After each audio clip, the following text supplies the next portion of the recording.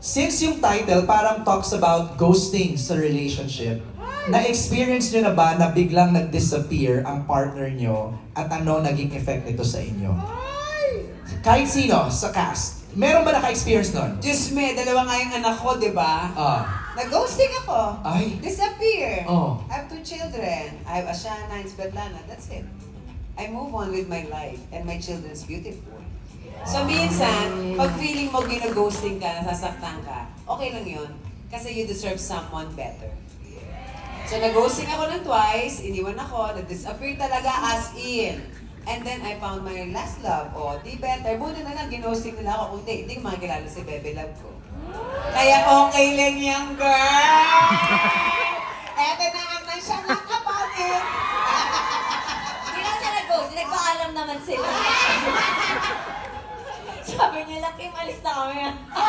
Buti nga sa'yo, nagpaalam mo sa akin, DN. Ay, diba? Oo. Nagpaalam naman siya. pero ano sabi mo, Kim? Rejection is Redirection. to... To you. Anybody else from the cast naka-experience nun? Ghosting? Wala? Ang gagaling nyo. Ang gagaling Ikaw. naman, ang pa-perfect ng mga Ikaw, relationship. wala ka bang, naging host? Wala na, wala na, Chad. Dalawa lang. Direction! Nagpaalam din daw siya. Paalam din. Mas maganda kasi nagpapaalam. Ano nag-ghosting ko sa set eh. Ghost. Nawawala na lang bigla si Karina sa sa set. Bumabalik naman. Babalik na lang, Siya babalik na lang. nagpapaalam.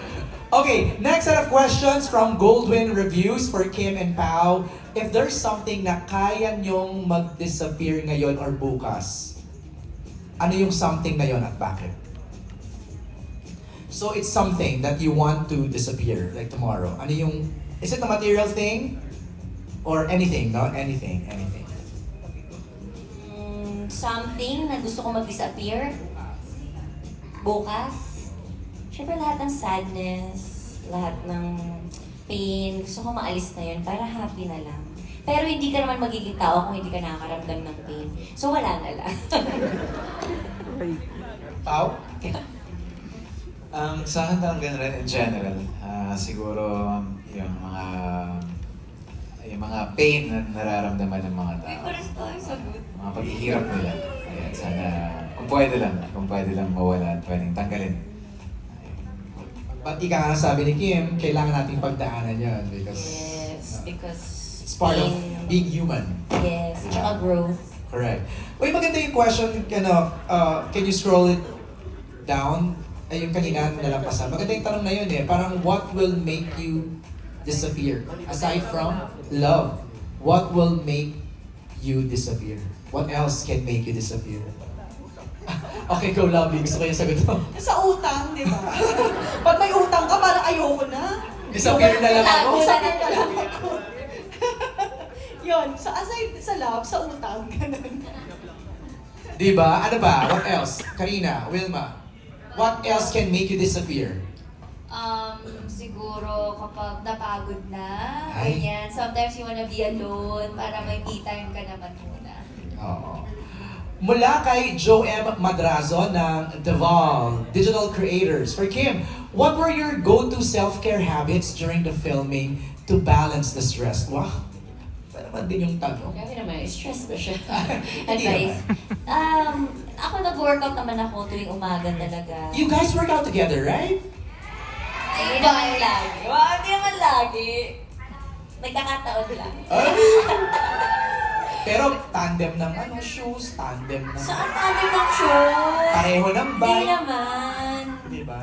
Hindi naman. Pero nag-workout ako para makakapag-distress. Tama. Tsaka, endorphins na rin yun. Correct. Parang sa ka sa brain di ba? Para mas functioning. Pao, ikaw, how do you, balance stress or fight stress?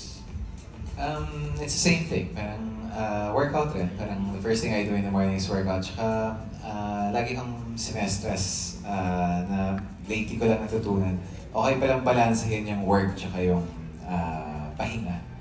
Ayan. Kailangan hinahanapan talaga ng tamang balance para makaiwas sa stress. Agree. What advice would you give, Pao, to people going through heartbreak? siguro yung advice ko sa mga may pinagdadaanan ngayon is, it's not the end of the world.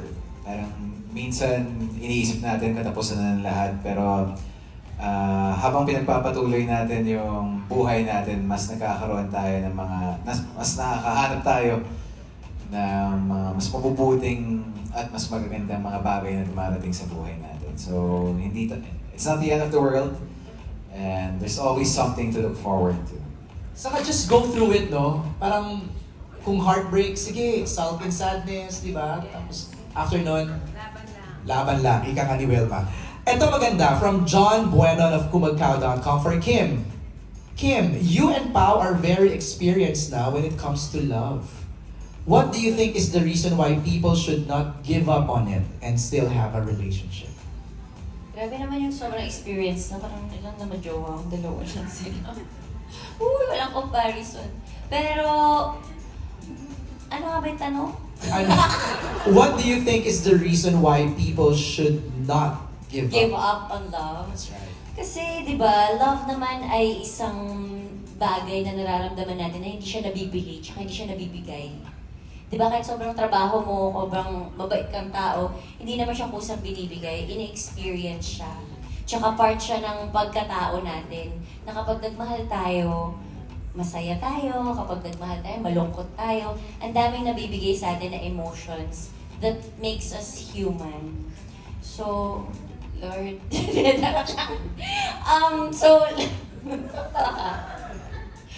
paano ba sagot ito?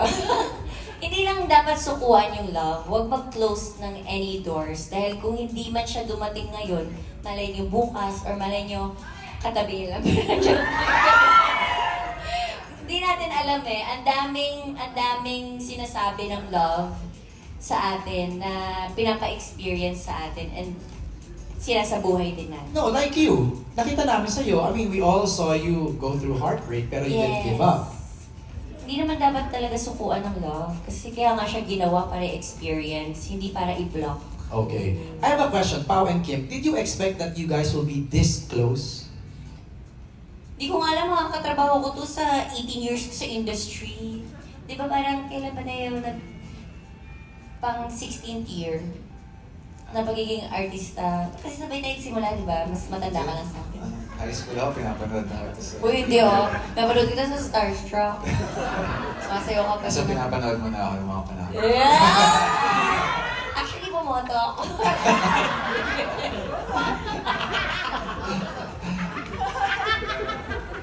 Nawala ako. Nawala din ako. Mag-disappear na tayo. Sabi ko, what was the question na? Did you expect that you guys will be this close? Ako, Pero would you confirm first that you guys are close now? I would say yes after Okay. okay. projects. Okay. But I never did. I never expected me to... Actually, hindi ko nga alam na makakatrabaho ko si Kim. But you manifested it. I wanted to work with her. I wanted to work with her. Pero, ayun, never ko talagang in-expect.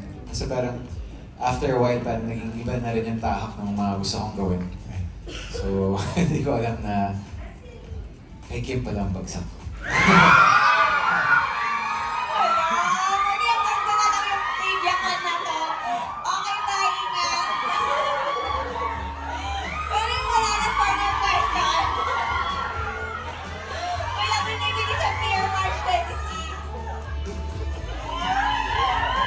You haven't answered it. I'm speechless. Did you expect it to be this close kayong dalawa?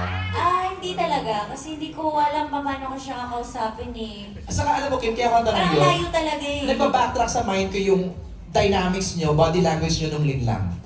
Grabe naman. Tapos, hindi, kasi nga nai-interview ko kayo eh. So nakikita ko yung parang dati, parang medyo lang pa. Pero ngayon, hampasan, hawakan. Yes. Yes. Diba? Nag-workout together. Grabe naman. Adjust baon. Adjust acting. So, Paano ko sasagutin yun? hindi ko alam, be. Hindi ba kasi Lusutan mo yan.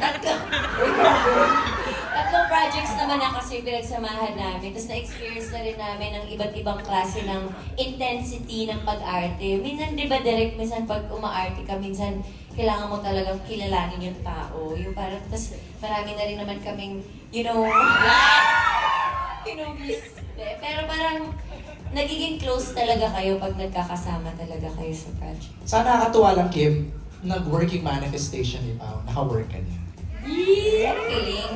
Ano feeling? Pero masaya. Hindi ko talaga maisip na makakasundo ko ang isang Paolo Avellino na hindi nagsasalita. Nakatayo lang siya, actually, na titignan ka lang niya. Oh, galing. Thank you for answering that. Next question is from Robert Requentina ng Manila Bulletin. For Kim and Pao, how did you celebrate Valentine's Day at sino mga kasama mo to celebrate it?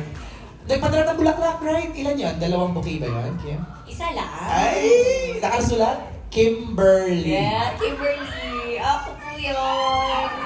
Kasi parang Pao said na meron siyang commitment, no? Sinerenade ko yung people of Negros Province. That's right. Pero you made sure before you left that the flowers arrive early in the morning.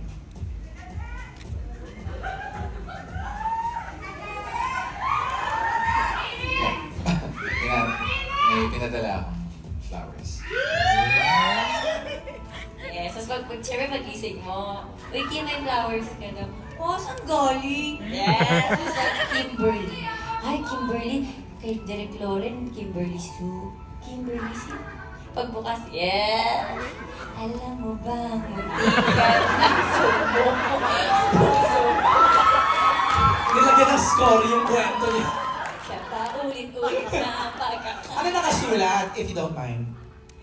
Happy Valentine's from Paolo. Yeah! Yan. Tinok ko yung sarili. Okay.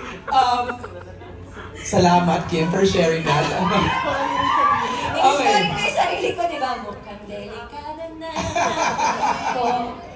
Okay, balik lang tayo sa movie, no? Medyo nagiging ano na tayo, parang too personal, di ba? Parang, Balik tayo sa movie kasi Eto yung na movie nga. talaga napakaganda. eto na nga, Direk Kim. Chad, magkwento ka pa. Ano Eto ka na, pala, Kim. Direk? Hello, kausapin ka namin. Kim, in the movie, Sari and Jolo will cross paths, but based on personal experience, what can you share to keep the spark alive? So, in real life? Okay. So, based on experience nyo, how do you keep the fire burning? Direk? Sagot ko, Direk, parang meron ka din, headline. Tingnan mo, Direk, paano ka mag-spark? Kasi, Direk, go. Ang galing talaga ni Direk. First movie actually ni Direk Chad.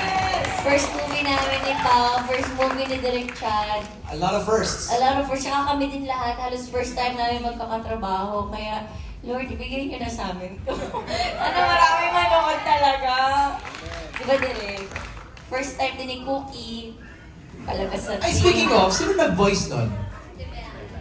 Melay. Melay! Si Mika. Oh, ang cute. Kaya nakaboses niya, no?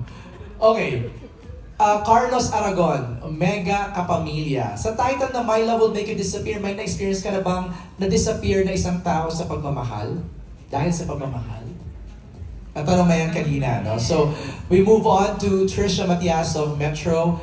Pao, you're more into heavy drama and serious roles. How have you adjusted into rom-com? With the cheesy pickup lines, di ba? Kilig eksenas. Tinuruan ka? Kim? Hindi naman, parang, of course, there's always, Sobrang galing yun. may baseline lagi. Baseline is always for me, the script and the character, and of course, parang hand in hand also with the vision of their director. So parang doon lagi nakabase, pero slow burn ako eh. Kailangan kong, kailangan pinebreakin ko, kailangan ninanamnam ko talaga siya bago ako totally mag-adjust sa character. Siguro kaya rin yung napapansin ni Kim when I was in Linlang. Medyo mabigat yung pinagdadaanan ng character and parang ang bigat talaga ng buong story. Sec Kim naman, parang of course, adaptation. Nakakatawa naman yung situations, pero may mga trauma na naman. And dito naman, parang ganun din. Parang, I always base it on the character and the script. Pati yung vision ng director namin.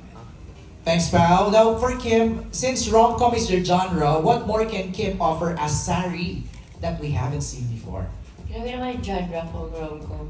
Pero ito na ang pinakamahirap na rom-com na nagawa ko. Direct, di ba? Oh my God. Sinasabi nila, Carmi, ang galing mo daw, oh. Yes. Pero, sobrang hirap. Honestly. Pero sinasabi ko talaga minsan kay Direk, kinakabahan ako lagi pag tumutungtong ako ng set. Kasi minsan, rom-com ba to? Sandali lang. Tapos magpapatawa, magpapaano. So, ang dami-daming emotions ng movie na to.